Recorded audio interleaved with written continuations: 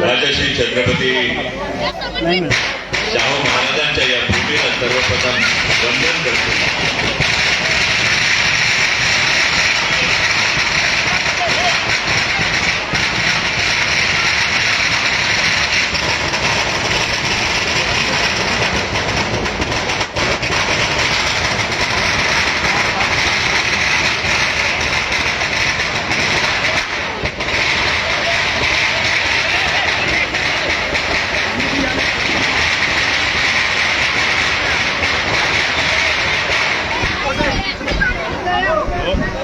आजच्या या राजश्री छत्रपती शाहू महाराजांच्या भूमी छत्रपती शिवाजी महाराजांच्या 352व्या जयंतीचं औचित्य साधून हा जो शिवजयंती उत्सव सातत्यानं साजरा केला जातो ते गेली तब्बल 2 दशक 20 वर्ष महाराष्ट्रातल्या विविध खात्यांच्या मंत्रिपदाची धुरा सांभाळणारे माझ्यासारख्या कार्यकर्त्यांसाठी एक खंबीर आधारस्तंभ असणारे आणि त्याही पलीकडे जाऊन महाराष्ट्रातल्या तमाम आणि प्रत्येक शिवभक्ताला अभिमान वाटावा असा शिवराज्य दिन सुरू करणारे नामदार हसनजी मुश्रीफ साहेब, माझे स्नेही नावेजी मुश्रीफ साहेब, जिल्हा परिषद सदस्य युवराजजी पाटील, माजी आमदार के.पी. पाटील साहेब,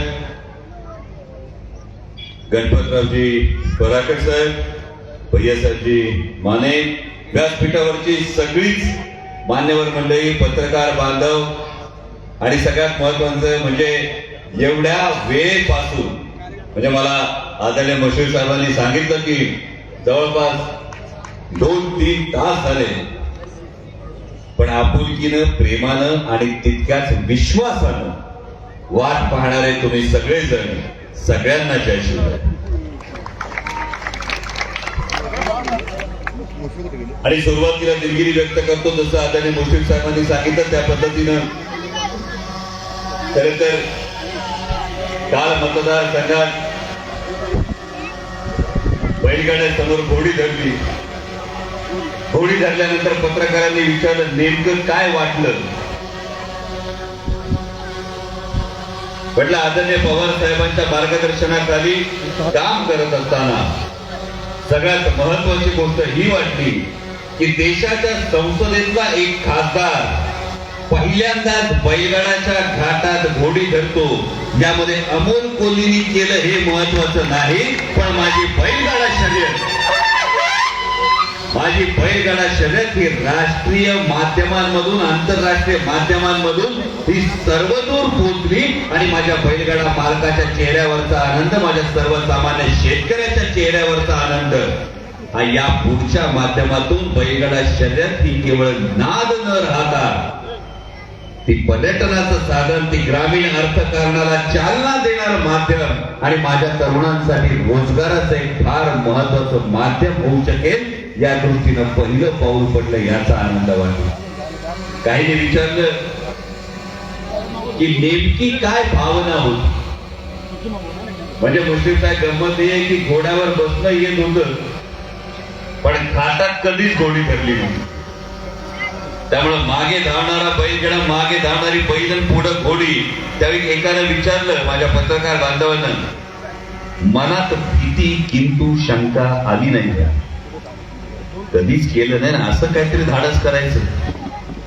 त्यांना एकच सांगितलं, छत्रपती शिवाजी महाराजांचं नाव घेतलं की एकच गोष्ट येते, जेव्हा भिंतीला पाठ लागलेली असते तेव्हा भिंतीला पाठ लागल्यानंतर हातपाय गाळायचे नसतात, तर उसळून उडी मारायची असते, उसळून झेप घ्यायची असते. किंवा एवढी भावना समोर ठेवली आणि त्या भावनेतून पुढे निघालो. आणि विशेषतः जेव्हा मुश्रीफ साहेबांनी मला निमंत्रण दिलं, मी खरंच मुश्रीफ साहेब मी मनापासून तुमचे आभार मानतो. म्हणजे खरं तर हा तुमच्या मनाचा मोठेपणा आहे की आपण म्हणालात की व्यस्त कार्यक्रमातून येऊन मी इथे उपस्थित राहिलो त्याबद्दल आपण आभार मानणं हा आपल्या मनाचा मोठेपणा आहे. पण वस्तुस्थिती अशी आहे की सातत्यानं कोणताही खंड पडू न देता अल्पसंख्याक समाजाचं एक फार महत्वाचं राज्यातलं नेतृत्व, एक व्यक्ती सातत्यानं शिवजयंती साजरी करत राहते. एवढंच नाही तर बाजूला दिसतंय ते महात्मा फुले, डॉक्टर भारतरत्न डॉक्टर बाबासाहेब आंबेडकर आणि अण्णाभाऊ साठे यांचं स्मारक असेल, राजर्षी शाहू महाराजांचं स्मारक असेल, छत्रपती संभाजी महाराजांच्या पुतळ्याचं काम असेल. अशा पद्धतीनं सातत्यानं एक शाश्वत विकासाच्या दृष्टीनं पावलं टाकत असणाऱ्या नेतृत्वाचं माझ्यासारख्या एका कार्यकर्त्याला निमंत्रण मिळतं. हा माझ्यासारख्या एका नवख्या कार्यकर्त्याचा बहुमान आहे, हे मी प्रामाणिकपणे कबूल करतो. आणि विशेषतः जेव्हा नागरिकांशी संवाद साधण्याची संधी मिळते, नागरिकांशी, त्यातही माझ्या माता भगिनी असतील, माझी तरुणाई असेल, यांच्याशी बोलायची संधी मिळते, तेव्हा शिवजयंतीचं औचित्य साधून ही संधी मिळणं ही खरोखर फार महत्वाची बाब आहे. कारण छत्रपती शिवाजी महाराज म्हणजे फक्त पेहराव्यात नाही, छत्रपती शिवाजी महाराज म्हणजे कपाळाला चंद्रकोर लावली म्हणजे छत्रपती शिवाजी महाराज समजत नाही, फक्त महाराजांसारखी दाढी राखली म्हणजे छत्रपती शिवाजी महाराज समजत नाही. छत्रपती शिवाजी महाराज ही केवळ डोक्यावर घेऊन नाचण्याची गोष्ट नाही, तर डोक्यात भिनवून घेण्याचा विषय आहे. हे माझ्या तरुणाईला आधी लक्षात ठेवलं पाहिजे. पण जरी राजकीय हे व्यासपीठ नसलं तरी सुद्धा जे आजूबाजूच्या समाजात चाललंय, जे देशात चाललंय, या सगळ्या गोष्टींकडे आपल्याला दुर्लक्ष करून चालणार नाही. कारण आजूबाजूला जे चाललंय तेव्हा तुम्ही ते बघता, एक सांप्रदायिकतेचं वातावरण. म्हणजे आदरणीय साहेब, संसदेमध्ये त्या दिवशी बोलताना मी एक उदाहरण दिलं की देशाच्या संसदेमध्ये आदरणीय देशाच्या अर्थमंत्र्यांनी अमृतकाल नावाच्या एका शब्दाचा प्रयोग केला. आणि तेव्हा मी त्यांना सांगितलं, अमृतकाल वरून आम्हाला लहानपणी विषामृत खेळायचो, त्याचा खेळ आठवला. आठवतो विषामृत? कागदामध्ये खेळता विषामृत? विषामृत माहितीये ना? विष दिलं का काय होतं? बसावं लागतं आणि अमृत देऊन उठवावं लागतं. त्यामुळे देशाच्या संसदेत हे सांगितलं, जेव्हा तुम्ही अमृतकाल या शब्दाचा प्रयोग करता तेव्हा त्या विषामृत खेळाची आठवण झाली. पण ह्या विषामृत खेळाची आठवण अशासाठी झाली की आज माझ्या देशाच्या तरुणाईला, आज माझ्या देशाच्या नागरिकांना कुठंतरी जाती धर्माचं, सांप्रदायिकतेचं विष दिलं जाऊन त्यांना शाश्वत विकासाच्या वाटेवरून रोखलं जात आहे, त्यांना बसवलं जात आहे आणि त्यांना पुन्हा एकदा सर्व धर्म समभावाचं आयडिया ऑफ इंडियाचं अमृत देऊन उठवण्याची जबाबदारी ही केवळ एका राजकीय पक्षाची नाही, ही सगळ्या राजकीय नेतृत्वाची, प्रत्येक जबाबदार नागरिकाची. कारण जात असेल, धर्म असेल, दगड, जात आणि धर्म दगड, दगडांनी जर भिंत बांधली तर समाज तुटतो. या दगडांनी जर भिंती बांधल्या तर समाज तुटतो आणि त्याच दगडांनी जर पूल बांधला तर समाज जोडला जातो. माझ्या तरुणाला सांगण्याची वेळ आलेली आहे की या दगडांचा वापर पूल बांधण्यासाठी करा, जेणेकरून समाज जोडण्यावरून लोकांच्या पर्यंत, शालेय संस्थांपर्यंत ही जेव्हा लोण पसरतं तेव्हा खरंच देशाच्या भवितव्याविषयी चिंता वाटते. म्हणजे देशाच्या परिस्थितीविषयी बोलायचं झालं तर एक गोष्ट अशी सुचली, हमें लगा था वो देश को महासत्ता बनाएंगे, हमें लगा था वो देश को महासत्ता बनाएंगे, लेकिन उन्होंने जाति धर्म के नाम पर लड़वा दिया. हमने पूछा 2 करोड़ जॉब कहां है, उन्होंने हमें सिर्फ हिजाब का मुद्दा पकड़वा दिया. आणि ही परिस्थिती येत असताना का छत्रपती शिवाजी महाराज महत्वाचे वाटतात? तर छत्रपती शिवाजी महाराज म्हणजे आभाळातून उतरले, स्वर्गातून उतरले आणि सिंहासनावर बसले म्हणजे छत्रपती शिवाजी महाराज नाही. छत्रपती शिवाजी महाराज सगळ्यात महत्वाचं वाटतं. तरुणाईनं ही गोष्ट लक्षात ठेवली पाहिजे एका गोष्टीसाठी, की मर्त्य माणसाच्या जन्माला आल्यानंतर सुद्धा केवळ कर्तृत्वाच्या जोरावर देवत्वाला पोहोचता येतं. याचं जगातलं एकमेव द्वितीय उदाहरण म्हणजे छत्रपती शिवाजी महाराज.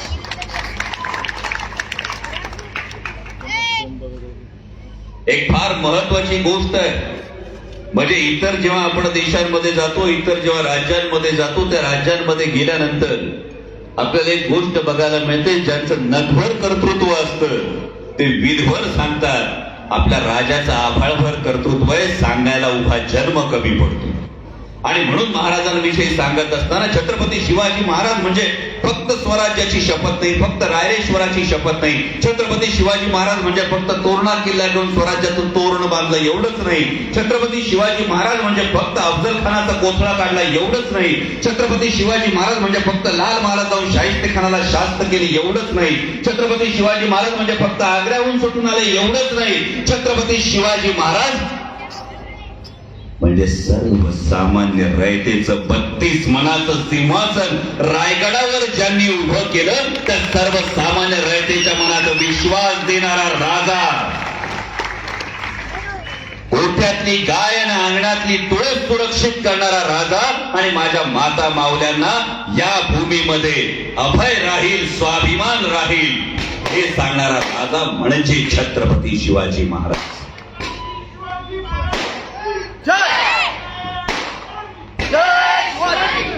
जे जगातले 17 ग्रेट म्हटले जातात, ग्रेट राजे, म्हणजे त्यामध्ये ज्युलियस सीझर येतो, अलेक्झांडर येतो, असे सगळे येतात. एकदा हा वाद सुरू असताना चर्चा सुरू झाली आणि मला एका व्यक्तीला विचारलं, असं काय नक्की छत्रपती शिवाजी महाराजांमध्ये की तुम्ही आजही या गोष्टी सांगता, आजही तुम्हाला त्यांचा अभिमान वाटतो. आमच्या सो कॉल्ड ग्रेट 17 मध्ये छत्रपती शिवाजी महाराज दिसत नाही. म्हटलं आता फक्त एक क्रायटेरिया सांगतो, तुमच्या 17 जे ग्रेट आहेत त्याच्यातलं कुणी पण त्याच्यात बसत असेल तर सांगा. The only king in India who was not born as a king, जे जन्मानं राजे नव्हते, who never betrayed anyone to become a king, म्हणजे त्याने कोणाच्याही पाठीत खंजीर खुपसून राज्य मिळवलं नव्हतं. He sworn himself as a king, म्हणजे त्यांनी स्वतःचा राज्याभिषेक करून घेतला होता. आणि when he passed away till that time he was a king, म्हणजे त्यांचं देहावसन झालं तेव्हाही ते राजे होते. The person, the only king in India in the entire world history who was not born as a king, whom never betrayed anyone to become a king, who sworn himself as a king, and when he passed away till that time he was a एकही सम्राट माझ्या छत्रपतींच्या तुलनेत उभं राहू शकत नाही. ही छत्रपती शिवाजी महाराजांची देणगी. आणि विशेषतः तरुणाईने शिवजयंती साजरी करत असताना एक गोष्ट फार महत्वाची मनात ठेवली पाहिजे. आपल्या लहान लेकरांच्या मनात ही गोष्ट आतापासून बिंबवली पाहिजे. छत्रपती शिवाजी महाराजांच्या राज्यापेक्षा, आपल्या स्वराज्यापेक्षा मोठी राज्य ही जगात अस्तित्वात नव्हती. 100% होती. जगात देशात अनेक राज्य असतील जी स्वराज्यापेक्षा आकारानं मोठी असतील. जगात देशात अनेक राज्य होऊन गेली असतील जी छत्रपती शिवाजी महाराजांच्या स्वराज्यापेक्षा वैभवानं मोठी असतील. पण आज 350 वर्षांनंतर सुद्धा छत्रपती शिवाजी महाराजांचं नाव घेतलं की आपला ऊर अभिमानानं भरून येतो. मुश्रीफ साहेबांसारखा एक नेता शिवजयंतीचं हे व्याख्यान ठेवतो आणि जिथपर्यंत नजर जाईल तिथपर्यंत फक्त माणसांची गर्दी दिसते. ही छत्रपती शिवाजी महाराजांची जी ताकद आहे, ही छत्रपती शिवाजी महाराजांच्या नावामधली ताकद आहे. ती आकारानं मोठ्या असलेल्या राज्यांपेक्षा, वैभवानं मोठ्या असलेल्या राज्यांपेक्षा का मोठी आहे?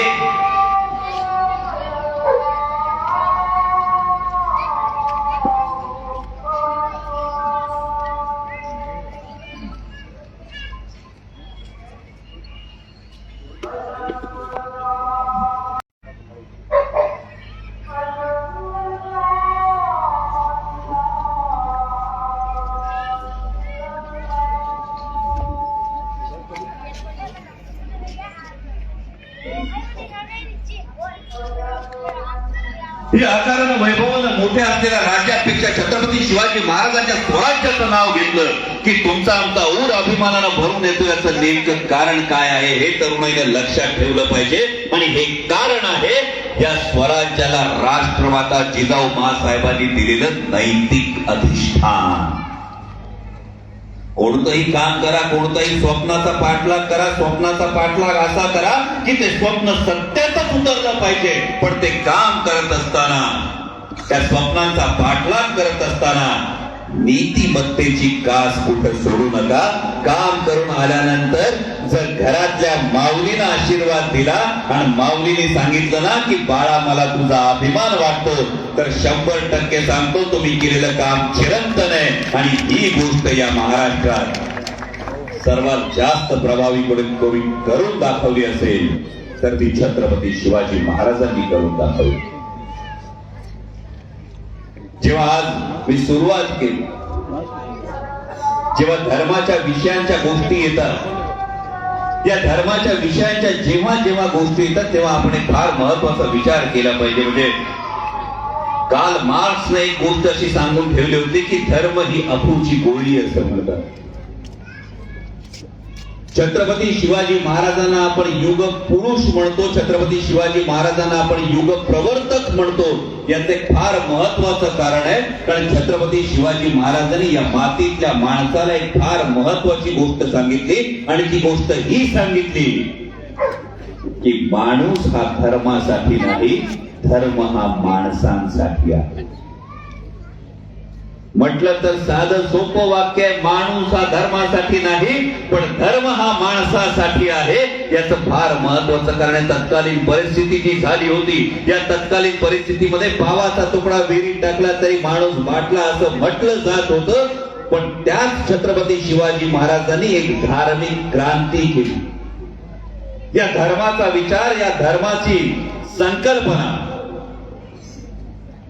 या सगळ्या गोष्टींच्या पलीकडे जाऊन सगळ्यात महत्वाची एक गोष्ट केली आणि ती संकल्पना होती लोक कल्याणकारी राज्याची.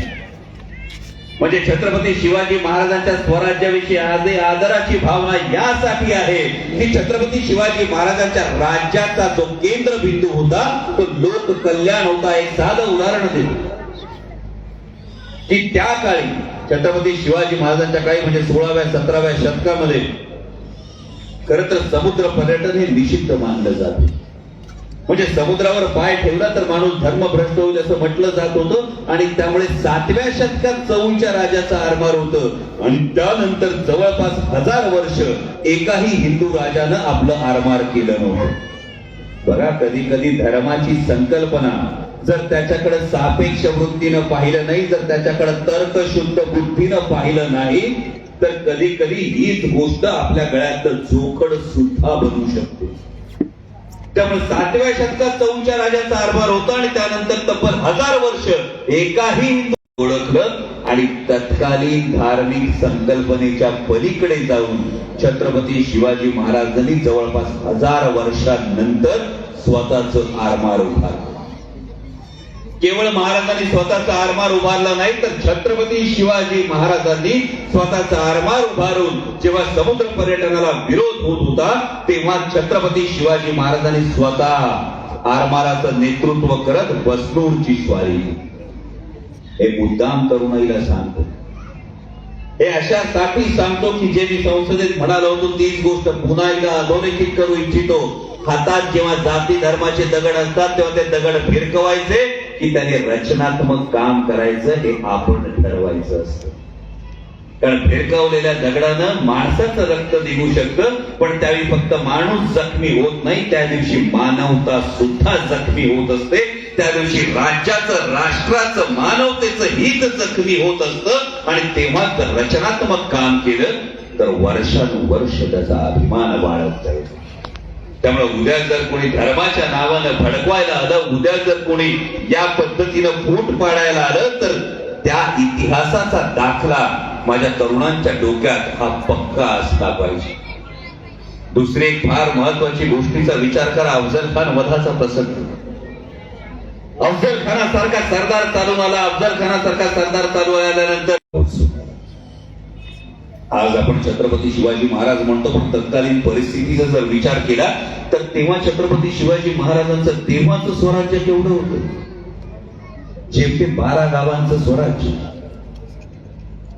जेमते थोडासा मावळ प्रांत, थोडासा पुणे परगणा एवढाच हातात. जावळी ताब्यात घेतली होती, पण अफजल खानासारखं संकट येतं म्हटल्यानंतर भले भले सेनापती गडबडले, भले भले सेनानी, भले भले योद्धे गडबडले.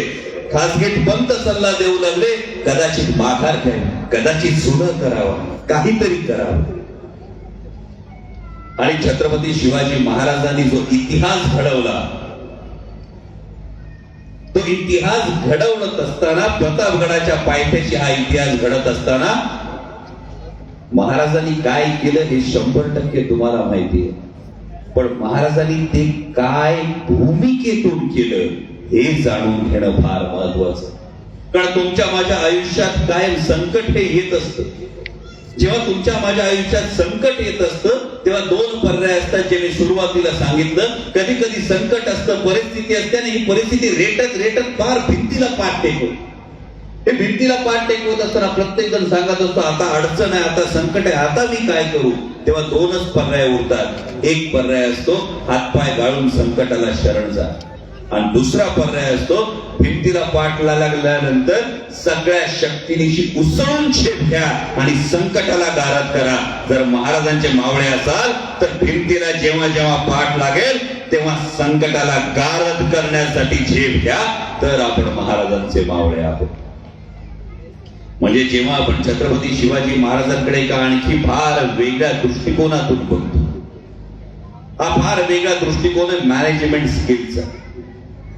म्हणजे एका मॅनेजमेंटच्या एका फार मोठ्या विद्यार्थ्याला एका प्रख्यात प्राध्यापकानं प्रश्न विचारला की तुझा सगळा अभ्यास झालाय, मॅनेजमेंट म्हणजे काय, व्यवस्थापन म्हणजे काय तुला ठाऊक आहे, पण आज तुझी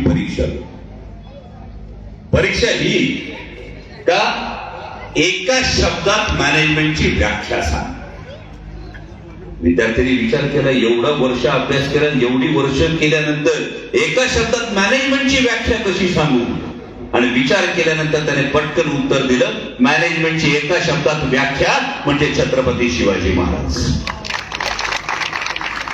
एका शब्दात मॅनेजमेंटची व्याख्या म्हणजे छत्रपती शिवाजी महाराज कशी, तर मॅनेजमेंटचा एक फार मोठा प्रिन्सिपल आहे स्वॉट अनालिसिस, ज्याला आपण काय स्वॉट अनालिसिस म्हणतो. तुमच्यापैकी मॅनेजमेंटचे कोणी विद्यार्थी असतील तर त्यांना नक्की माहित असेल.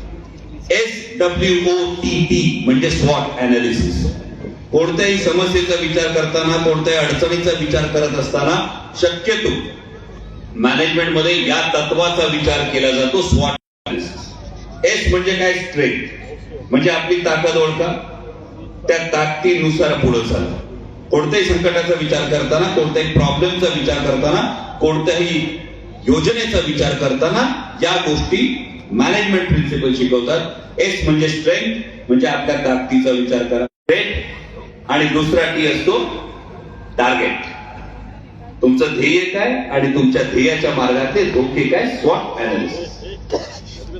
जेव्हा एका शब्दात मॅनेजमेंटचा अर्थ म्हणजे छत्रपती शिवाजी महाराज, तेव्हा स्वॉट अनालिसिस म्हणजे छत्रपती शिवाजी महाराजांना जेव्हा अप्लाय करतो तेव्हा मात्र माझ्या महाराजांविषयी अभिमान दुणावतो. कारण या मॅनेजमेंटच्या प्रिन्सिपलच्या 2 पावलं महाराज पुढे निघून जातात. आता बघा, एस म्हणजे स्ट्रेंथ, महाराजांनी आपली ताकद ओळखली. ताकद होती सह्याद्री. स्वराज्य संकल्पक शहाजी महाराज साहेबांनी या महाराष्ट्राच्या मातीला, या उभ्या हिंदुस्थानला फार मोठा एक इतिहास दिला, फार मोठा वारसा दिला, एक फार मोठं शस्त्र दिलं. ज्या शस्त्रावर आधी छत्रपती शिवाजी महाराज असतील, त्यानंतर अगदी सरसेनापती संताजीराव घोरपडे असतील, याचा प्रत्येक जण लढत राहिला. हे शस्त्र होतं ते स्वराज्य संकल्पक शहाजी महाराज साहेबांनी दिलेलं, आणि त्या शस्त्राचं नाव होतं गनिमी कावा. आणि हे गनिमी काव्याचं शस्त्र स्वराज्य संकल्पक शहाजी, ही ताकद होती सह्याद्रीच्या रांगात. त्यामुळे स्वराज्याचा जो पसारा छत्रपती शिवाजी महाराजांनी मांडला, हा या सह्याद्रीच्या रांगांच्या आडोशाने सुरुवातीच्या काळात. त्यामुळे स्वतःच्या ताकदीचा अंदाज घेऊन, स्वतःच्या ताकदीनुसार राज्य निर्माण करणं ही महाराजांनी पहिली गोष्ट केली. दुसरी गोष्ट विकनेसची, आरमाराची सांगितली. महाराजांनी हे कमकुवत बाजू ओळखली की मराठ्यांचा आरमार नाही. महाराजांनी कमकुवत बाजू ओळखली की मराठे अजूनही या धर्माच्या संकल्पने, धर्माच्या जोखडात अडकलेले आहेत, की समुद्रावर पाऊल ठेवणं हे निश्चित मानलं जातं माझा आरमार नाही, आणि म्हणून परकीय शत्रू परकीय शक्ती या माझ्यावर आक्रमण कधीही करू शकतात, आणि म्हणून महाराजांनी स्वतःचं सुसज्ज आणि बलाढ्य असं आरमार उभारलं. वीकनेस मध्ये मॅनेजमेंटचं प्रिन्सिपल सांगतं की तुमची कमकुवत आरमार हे अरबी समुद्रावर उभं राहील. तिसरी गोष्ट आहे ते अपॉर्च्युनिटी म्हणजे संधी. दोन प्रसंगांचा पुन्हा विचार करा. अफजल खानाचा वध आणि आग्र्याहून सुटका. मी ठामपणे कायम सांगतो की येणारं संकट हे कायम त्याच्या पाठीवर एका संधीला बसवून ठेवून येतं. प्रत्येक संकटाच्या पाठीवर एक संधी बसलेली असते. संकटाचा विचार करण्याआधी जर संधीकडे नजर टाकली तर समोर आलेल्या संकटाच्या पलीकडची संधी जर आपल्याला बघता आली, ती ओळखता आली, तर संकटाचा मुकाबला सोपा होतो. आता अफजल खान वधाच्या वेळी मी मगाशी जे सांगितलं की अफजल खान जेव्हा चालून आला तेव्हा जेमतेम 12 गावांचा परगणा होता, जेमतेम पुणे आणि मावळ प्रांत होता. पण अफजल खान हा दख्खनच्या पठारावरचा सगळ्यात मोठा योद्धा होता. समोरून तेव्हा संकट चालून आल्यानंतर महाराजांनी या संकटाच्या पाठीवरची संधी ओळखली की तोपर्यंत केवळ पुणे परगणाच्या आसपास तोपर्यंत जर महाराजांच्या पराक्रमाची साधारणतः 58 पर्यंत झाला नव्हता.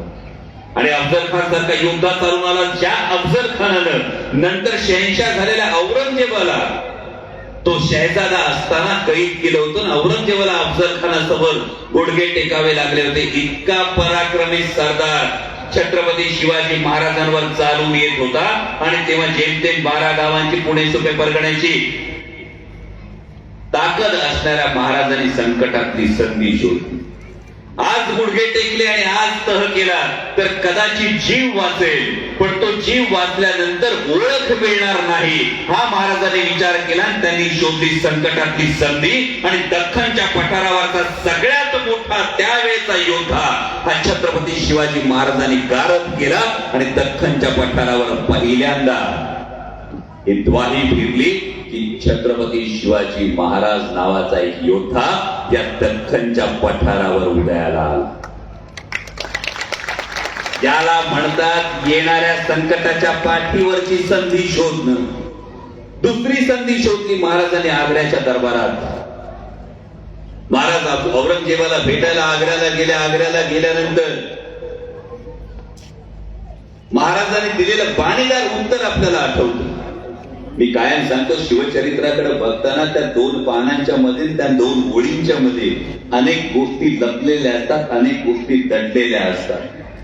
फक्त डोकी भडकवणारा ना फक्त रक्त सळसळवणारा जर शिवचरित्र सांगितलं तर माझ्या तरुणाईपर्यंत छत्रपती शिवाजी महाराज पोहोचत नाही. आणि माझ्या तरुणाईच्या मनात एकच भावना येते की छत्रपती शिवाजी महाराज फक्त डोक्यावर घेऊन नाचण्याची गोष्ट आहे, ती डोक्यात शिरण्यासाठी या इतिहासाच्या पानांमधल्या ओळींच्या शब्दांच्या मधल्या शब्दांकडे लक्ष द्यावं लागतं. महाराज औरंगजेबाला भेटायला गेले आग्र्याच्या दरबारात. तुम्हाला आणि मला एवढंच माहितीये, आग्र्याच्या दरबारात महाराजांचं स्फुल्लिंग चेतलं आणि औरंगजेबाचा जो वाढदिवस होता तो महाराजांच्या आतिषबाजीनं रोशन झाला. आपल्याला एवढंच ऐकायला मिळतं. तोच प्रसंग फक्त मी तुम्हाला सांगतो, तेवढा प्रसंग तुम्हाला सांगितला. तुम्ही टाळ्यांचा कडकडाट करता. कडकडाट केल्यानंतर मी घरी जातो, तुम्ही घरी जाता. दुसऱ्या दिवशी तुम्हाला विचारलं जातं नक्की काय होतं. म्हणून आग्र्याच्या प्रसंगाकडे थोडा वेगळ्या नजरेने बघू. महाराजांना बोलवलं होतं दिवाणे आम मध्ये, जिथे बादशाह सर्वसामान्य माणसांना भेटणार होता. महाराजांची आणि बादशाहची भेट होते दिवाणे खास मध्ये, जिथे तो देशोदेशीच्या वकिलांना रजवाड्यांना भेटणार होता. एक साधा विचार करा.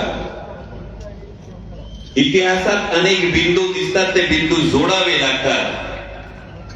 त्या पद्धतीनं सर्वसामान्य जनतेसमोर महाराज भेटले असते तर बातमी कुठपर्यंत गेली असते.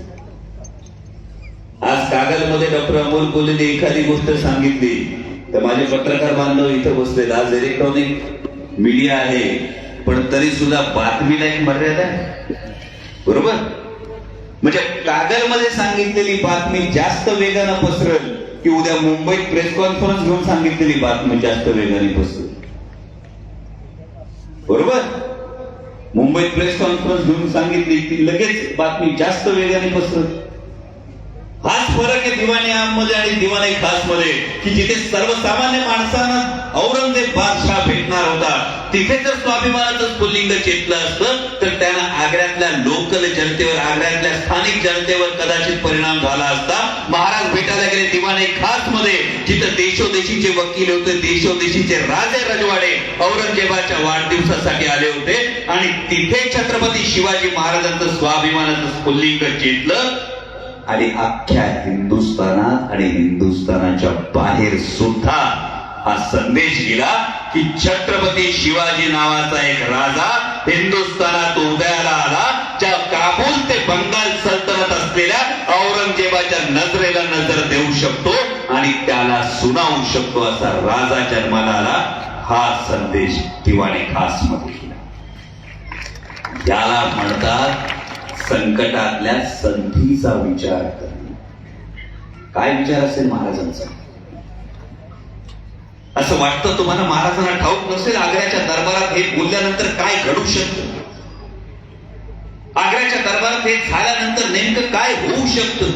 बरं, आग्रा ते राजगड हे अंतर काही साधं नाही, म्हणजे आग्र्याच्या दरबारात हे झालं तर हे होऊ शकतं याची पूर्ण कल्पना असताना सुद्धा महाराज हा धोका पत्करतात. आणि हा धोका पत्करत असताना ते पतंगाला दिव्यावर झेप घेणं नसतं, एक फार महत्वाची गोष्ट आहे.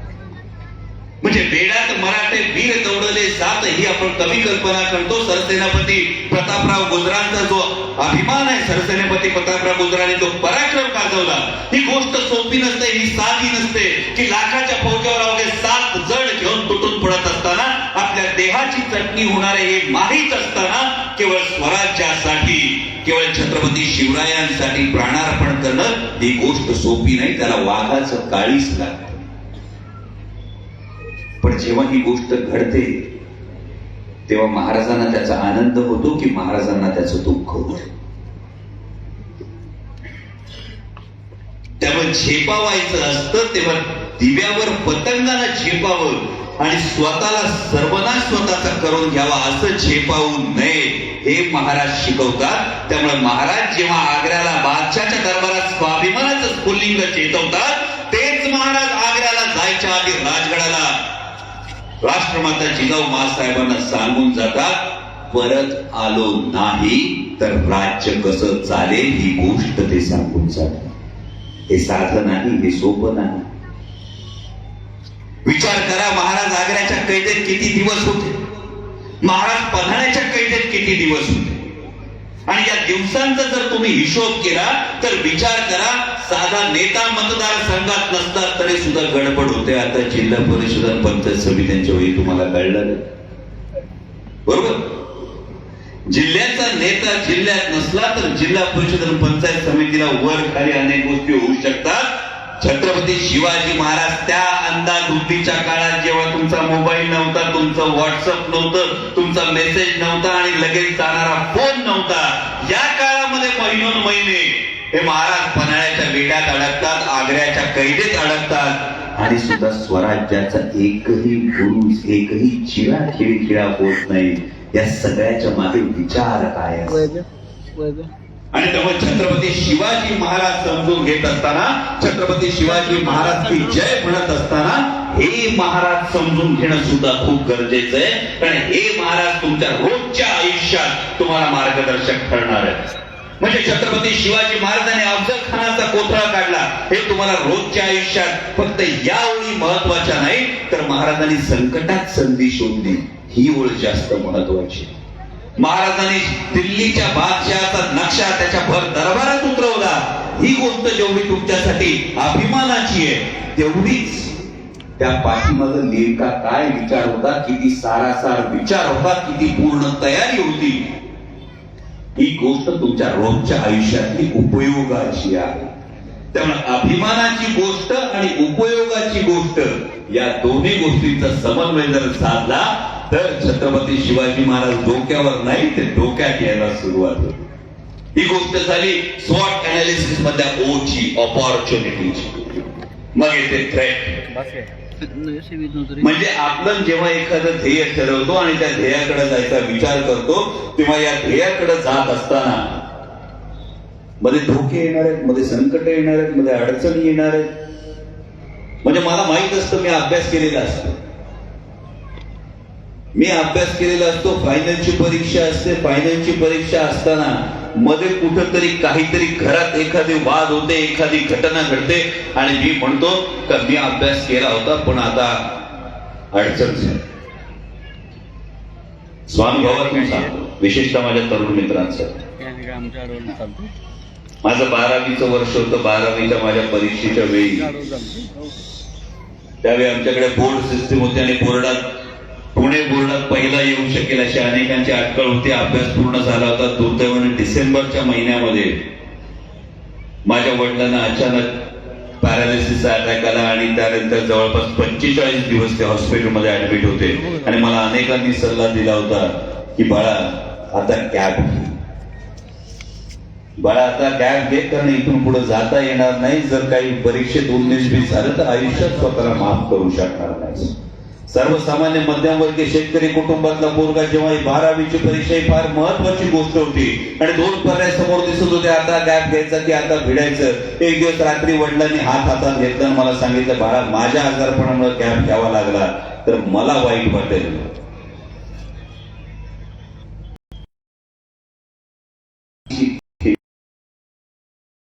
हातात घेतला आणि माझ्या वडिलांनी नजरेत नजर टाकून ही गोष्ट सांगितली. त्यानंतर मला आठवतंय 15 जानेवारी नंतर पुन्हा अभ्यासाला सुरुवात झाली. परीक्षा दिली त्यावेळी मी 12वी बोर्डात 12वा आलेलो. पण ही गोष्ट माझ्यासाठी महत्वाची ही ठरते की हे होऊ शकतं जेव्हा आपण महाराजांची प्रेरणा ही ती प्रेरणा म्हणून घेतो. की जेव्हा अडचण येते, जेव्हा संकट येतं तेव्हा छत्रपती शिवाजी महाराजांचं आपण नाव घेतो. तर अशा थ्रेट या आयुष्यात येत असतात. अशा थ्रेट या महाराजांच्या इतिहासात ठिकठिकाणी दिसतात. विचार करा, औरंगजेबाचं जे राज्य होतं त्या औरंगजेबाच्या राज्याची आणि स्वराज्याची जेव्हा आपण तुलना करतो तेव्हा औरंगजेबाचं राज्य काबूल पासून, म्हणजे आज अफगाणिस्तानचा नकाशा दिसतो ना, त्या अफगाणिस्तानच्या नकाशापासून काबूल पासून बंगाल पर्यंत राज्य होतं. 28 सुभे होते औरंगजेबाच्या राज्यामध्ये. आणि या औरंगजेबाच्या राज्याचा एक सुभा जेवढा होता ना, तो एक सुभा छत्रपती शिवाजी महाराजांच्या संपूर्ण स्वराज्याच्या हा 2.5 ते 3 पट होता. आता विचार करा, जेव्हा आपण औरंगजेब आणि महाराज म्हणतो तेव्हा या 2 आव्हानांमध्ये केवढा मोठा फरक आहे. म्हणजे छत्रपती शिवाजी महाराजांचं जे राज्य होतं या राज्याच्या जवळपास 75, 80, 85 पट हे औरंगजेबाचं राज्य होतं. म्हणजे त्यांच्या तेवढ्या पटीमध्ये सैन्य होतं, तेवढ्या पटीमध्ये त्यांच्याकडे वैभव होतं, तेवढ्या पटीमध्ये त्यांच्याकडे सामर्थ्य होतं. आणि हे असताना सुद्धा, या सगळ्या थ्रेट्स असताना सुद्धा महाराजांचा शेवटचा स्वॉट अनालिसिस मधला टी आहे ते टार्गेट हे फिक्स होतं. आणि हे टार्गेट हेच होतं की एकच देशांचं, या मातीतल्या माणसांचं लोककल्याणकारी, लोकांच्या हक्काचं राज्य उभं करणे. आणि म्हणून जे 28 सुभे होते आणि जवळपास 85 पट, 80-85 पट औरंगजेबाचं राज्य होतं. त्या पटीत वैभव होतं, त्या पटीत सैन्य होतं. त्या तुलनेत महाराजांकडे काय होतं?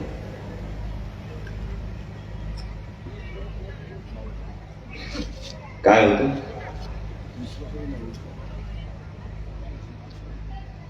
अशी कोणती गोष्ट होती महाराजांकडे का त्यांच्यापेक्षा 80-85 पट ज्याचं मोठं राज्य होतं त्या माणसाला सुद्धा या मातीतल्या स्वराज्याचा मुकाबला करता आला नाही?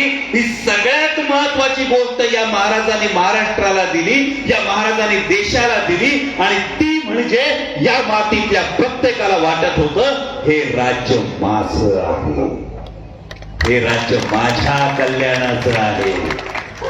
याच्या इतकं महत्वाचं लोकशाहीचं बीज जेव्हा छत्रपती शिवाजी महाराजांना आपण फक्त छत्रपती शिवाजी महाराज म्हणतो, त्या पलीकडे ते युगप्रवर्तक ठरतात. आणि त्या पलीकडे जाऊन हे लोकशाहीचं जे बीज आहे हे बीज या मातीत पेरलं गेलं याचा आपल्याला अभिमान वाटतो.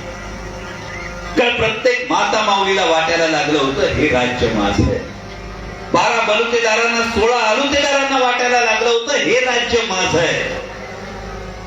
आणि हे राज्य माझं असणं यामध्ये फार मोठी विश्वासाची भावना होती.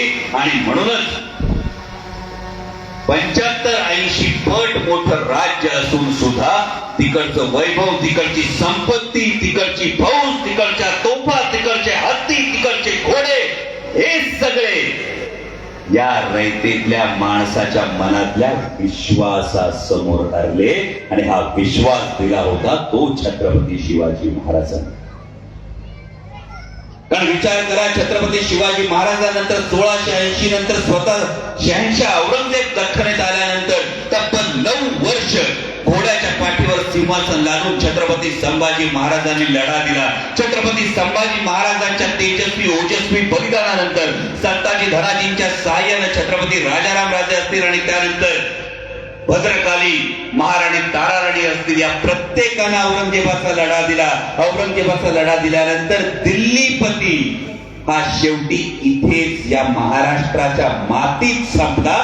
यामध्ये महत्वाची गोष्ट अशी असते की महाराजांनी स्वराज्याचा हा जो विश्वास होता, जो असा निर्माण केला होता, जो प्रत्येकाच्या मनात हे असं स्फुल्लिंग चेतवलं होतं की राजा म्हणजे राजाराम राजांच्या काळात तुम्ही विचार करा, स्वतः छत्रपती राजाराम राजांना जिंजीला जावं लागलं होतं. जिंजीला राहून स्वराज्याचा कारभार बघावा लागत होता. सर्वसामान्य माणूस लढत होता. आणि सर्वसामान्य माणूस लढत असताना इसवी सन 1689 पासून ते 1707 पर्यंत म्हणजे जवळपास 18 वर्ष इथला सर्वसामान्य माणूस रयत लढत होता. सर्वसामान्य रयत लढत होती. बांधावरची झुडप सुद्धा किल्ला झाली होती आणि गवताला सुद्धा भाले फुटले होते. याचं कारण सर्वसामान्यांच्या माणसात विश्वासाच्या मशाली पेटल्या होत्या. हे राज्य माझं आहे. आणि हे महत्वाचं योगदान, हे सगळ्यात महत्वाचं योगदान छत्रपती शिवाजी महाराजांचं वाटतं. आणि म्हणून मुश्रीफ साहेब, जेव्हा तुम्ही मंत्रालयाच्या माध्यमातून जेव्हा तुम्ही शिवराज्य दिन साजरा करता, तेव्हा या महाराष्ट्रावरच्या मातीवरच्या उपकारातून कुठेतरी उतराई होण्याचा प्रयत्न तुम्ही करता. या गोष्टीचा आम्हाला अभिमान वाटतो. केवळ एवढंच नाही तर छत्रपती शिवाजी महाराजांकडे आणखी अष्टप्रधान मंडळाकडे बघितलं तर आणखी एक सौंदर्याची गोष्ट समोर येते. ती म्हणजे छत्रपती शिवाजी महाराजांचं सोशल इंजिनिअरिंग. आजच्या काळात हे पुन्हा पुन्हा सांगावंसं वाटतं, सांगावं लागतं.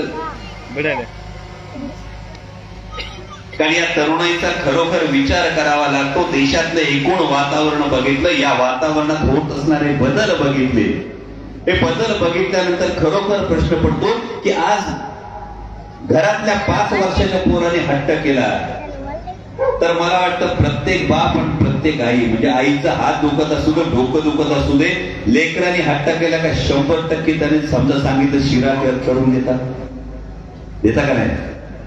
हा, डोकं दुखत असू, कंबर दुखत असू, अंग दुखत असू, ताप असू, लेकरू येतं आईला बिलगतं म्हणतं आई आज शिरा करून देता का नाही? लेकरू वडिलांना सांगते मला एवढं खेळणं आणून द्या. बापाला माहित असतं शर्टाच्या आतमध्ये बनियन घातली असती, बनियनला भोकं पडलेली असतात, पण माझ्या लेकरांनी माझ्याकडे मागणं केलं तर मला त्याचं मागणं पुरवायचं, यासाठी बाप काबाड कष्ट करत असतो. करता का नाही?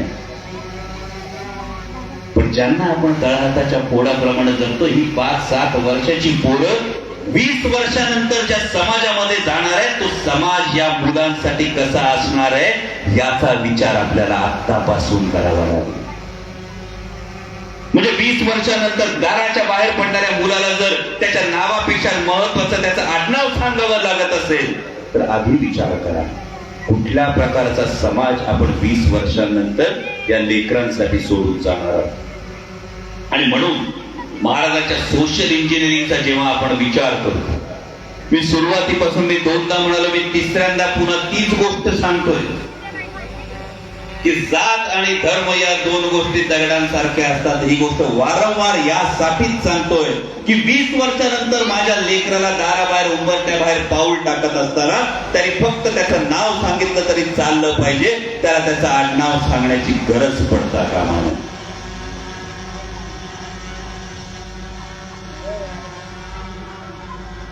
कारण ही फार महत्वाची बाब यासाठी. लहानपणी जेव्हा आपण शाळेत असतो, शाळेतल्या मित्राचं काय आठवतं? शाळेतले मित्र आठवतात अजून? हा, एकदा परत माग जाऊन बघा. शाळेतल्या मित्राचं आपल्याला नाव आठवतं, आडनाव माहीत नसतं.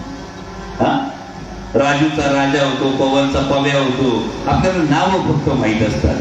तेव्हा आडनाव माहितीच नसतं, आडनावाची गरजच पडत नाही, कारण मन तेव्हा शुद्ध असतं. मनामध्ये आडनावाचं विष तोपर्यंत कालवलं गेलेलं नसतं. कारण आडनावाचा जरी अभिमान असला तर प्रत्येकाला आडनावाचा अभिमान जरूर असावा, पण त्या आडनावाच्या अभिमानाच्या आडोशानं जर जात आणि धर्म डोकावत असला तर त्याला विषारी हे समजलं पाहिजे. जे माझ्या महाराजांनी करून दाखवलं. महाराजांचं अष्टप्रधान मंडळ बघा, वेगवेगळ्या जाती समूहाचे लोक आणि प्रत्येकाच्या जाती समूहाच्या लोकांचे जर गुण बघितले, म्हणजे तुमचे अष्टप्रधानांमध्ये तुमचे पेशवे वेगळ्या समाजाचे, सरसेनापती वेगळ्या समाजाचे, किल्लेदार वेगळ्या समाजाचे, कारखानीस वेगळ्या समाजाचे, सगळे वेगवेगळ्या समाजाचे लोक, या प्रत्येकाच्या गुणवैशिष्ट्यानुसार त्यांच्यामध्ये फूट न पाडता त्यांना एका विधायक कार्याला जोडणं, 18 पगड जातीच्या लोकांना घेऊन एका विधायक कार्याला जोडणं आणि त्या विधायक कार्य असं उभं करणं की 350 वर्षांनंतर सुद्धा त्या स्वराज्याचं नाव घेतलं की आमची मान झुकते. याच्यापेक्षा मोठं सोशल इंजिनिअरिंगचं जगातलं दुसरं उदाहरण. आणि म्हणूनच मी काय म्हणतो, छत्रपती शिवाजी महाराज की म्हटल्यानंतर जय म्हणणार नाही असं नरड महाराष्ट्रात नाही, पण छत्रपती शिवाजी महाराज कोण होते एवढ्यातच रमू नका. छत्रपती शिवाजी महाराज काय होते हे समजून घ्या.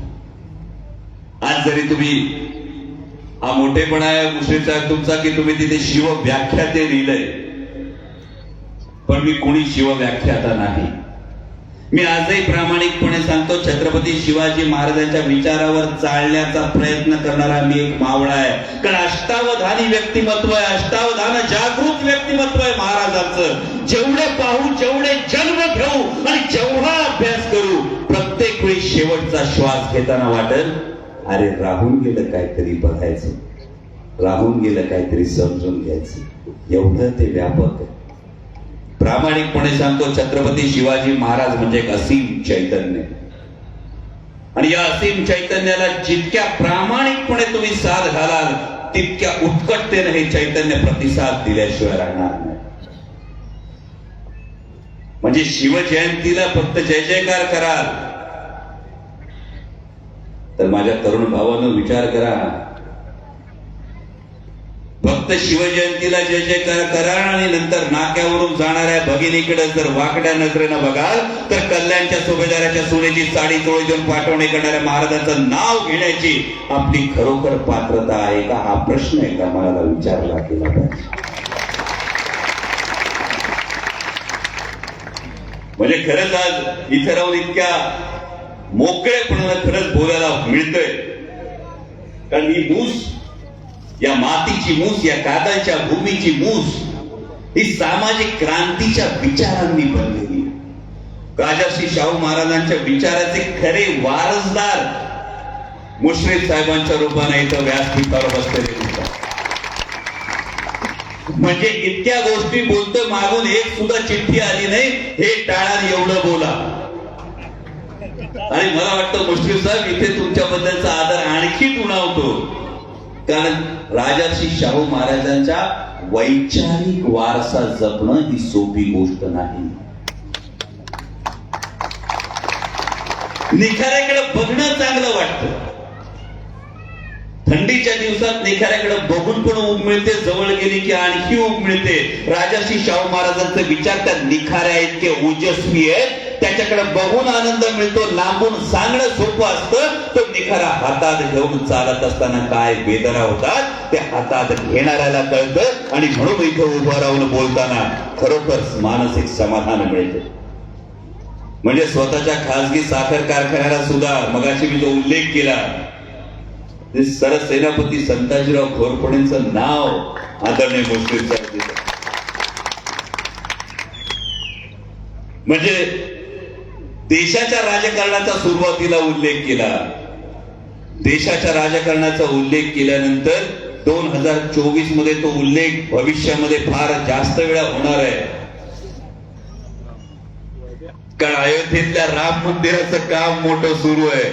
पण बरं झालं जेव्हा कोणी सांगेल की अयोध्येमध्ये एवढं राम मंदिर मोठं उभं राहिलं, आम्ही सांगू देव आहे, देवाचा आम्हाला अभिमान आहे, पण त्याच्या आधी राम मंदिर कागलमध्ये उभं राहिलं ना. आणि जेव्हा हा विचार घेऊन आपण पुढे जातो तेव्हा खरोखर अशा व्यासपीठावर हे विचार मांडणं फार सोपं जातं. कारण ही वैचारिक मूस घडली पाहिजे, या तरुणाईला हे समजलं पाहिजे, या तरुणाच्या मनात या भावना निर्माण झाल्या पाहिजेत. कारण दोन पर्याय देतो मी कायम प्रत्येक ठिकाणी सांगतो, दोन पर्याय तुमच्या समोर आहेत.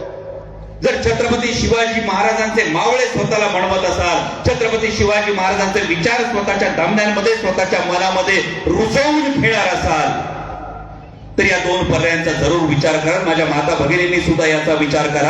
कारण आजपर्यंत असं म्हटलं जात होतं छत्रपती शिवाजी महाराज जन्माला यावे पण ते दुसऱ्याच्या घरात.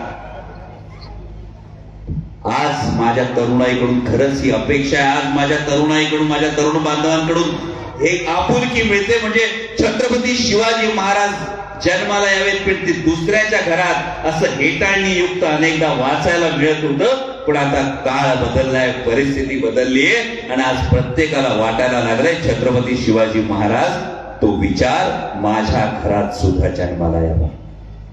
प्रत्येकाला असं वाटायला लागलंय. अनेक ठिकाणी फ्लेक्स पण दिसतात, राजे तुम्ही पुन्हा जन्माला या, राजे तुम्ही पुन्हा जन्माला या. बरोबर. अनेक काही नवीन पत्रकार असतात, भूमिका केल्यानंतर जरूर विचारतात शिवाजी महाराज परत जन्माला आले तर काय करतील असं तुम्हाला वाटतं? माझं एकच उत्तर असतं, माझ्या माता मावल्यांना मी जरूर ही गोष्ट सांगतो, कारण छत्रपती शिवाजी महाराज तेव्हाच जन्माला येतात जेव्हा राष्ट्रमाता जिजाऊ माँसाहेब जन्माला आलेल्या असतात. आणि तुम्हाला पण हीच गोष्ट सांगतो, राष्ट्रमाता जिजाऊ साहेब तेव्हाच कर्तृत्व गाजवू शकतात तेव्हा शहाजी महाराज साहेब त्यांना संपूर्ण स्वातंत्र्य, संपूर्ण आदर देतात. त्यामुळे जेव्हा ह्या दोन्ही गोष्टी एकत्र होतात तेव्हा आपण म्हणतो की तेव्हा राजे जन्माला येतात. आणि जेव्हा पत्रकार बांधव विचारतात की राजे पुन्हा जन्माला आले तर काय करतील, मी प्रामाणिकपणे विचारतो, राजे गेलेत कुठे? अरे राजे गेलेत कुठं? राजे अजूनही आहेत, या मातीच्या कणाकणा आहेत, मराठी माणसाच्या मनामनात आहेत, प्रत्येक तरुणाच्या रक्तामध्ये आहेत, प्रत्येक तरुणाच्या धमन्यांमध्ये आहेत. फक्त आम्हाला तो विचार जागवण्याची वेळ आलेली आहे. आणि म्हणून दोन पर्याय देतो. दोन पर्याय असे असतात, जर छत्रपती शिवाजी महाराजांचे मावळे असाल तर कुठला पर्याय निवडाल एवढं सांगाल. पहिला पर्याय आहे, मी अमुक जातीत, अमुक धर्मात, अमुक पंथात, अमुक प्रांतात जन्माला आलो, याचा न्यूनगंड किंवा अहंकार बाळगणं, हा पहिला पर्याय.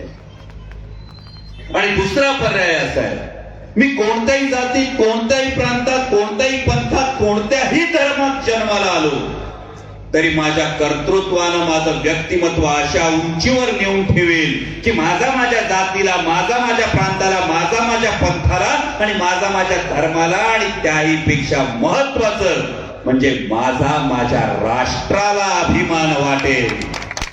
हा जेव्हा दुसरा पर्याय येतो तेव्हा छत्रपती शिवाजी महाराज की म्हटल्यानंतर जय म्हणतात तेव्हा स्वर्गातून महाराज आशीर्वाद देतात.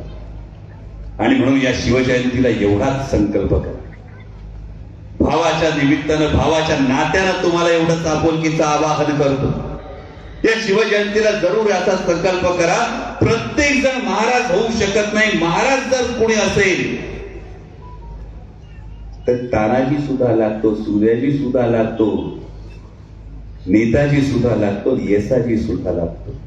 जेव्हा या प्रत्येकाची भूमिका तुम्ही बजावण्याचा प्रयत्न करत असता तेव्हा प्रत्येकाचं यश 100त गुणलेलं नसेल, प्रत्येकाचं यश 100% नसेल. कोणी 50% असेल, कोणी 40% असेल, कोणी 70% असेल, कोणी 90% असेल. पण जे काही कराल ते करत असताना नीतिमत्ता सोडू नका. जे काही कराल ते करत असताना असं करा की तुम्ही केलेल्या कर्तृत्वाचा माती, माय आणि मातृभूमी या तिघांना कायम अभिमान वाटला पाहिजे. असं काम तुमच्या हातून कायम होत राहील. हीच शिवजयंतीच्या निमित्तानं तुम्हाला सगळ्यांना सदिच्छा देतो आणि थांबतो. जय शिवराय. धन्यवाद साहेब. नेते, अभिनेते आणि व्याख्याते या तिन्ही भूमिका आम्हाला मनाला भावणारे आहेत. बाल शिवाजी